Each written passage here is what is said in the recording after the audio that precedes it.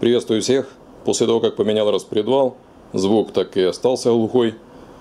Постукивает двигатели при перегазовке и когда прогреется. Так что было решено, надо все-таки лезть в поддон и смотреть. Может, вкладыши или хана пальцу на поршне.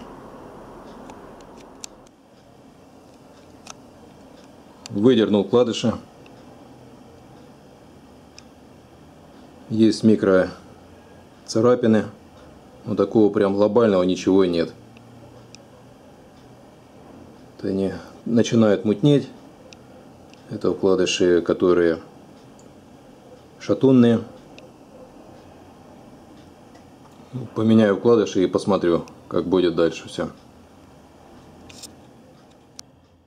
Куплен комплект новых вкладышей, корень шатун. Сейчас будет установка.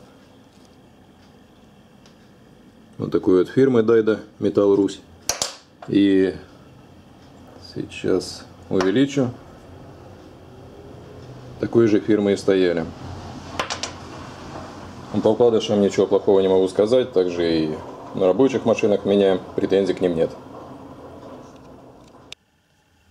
По итогу проделанной работы. Проехал, прогрел двигатель. Звук пропал. Так что, хоть и визуально вкладыши были нормальные, но это и давало уже, походу.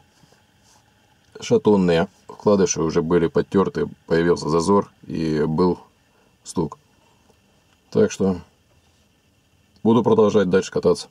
Всем пока.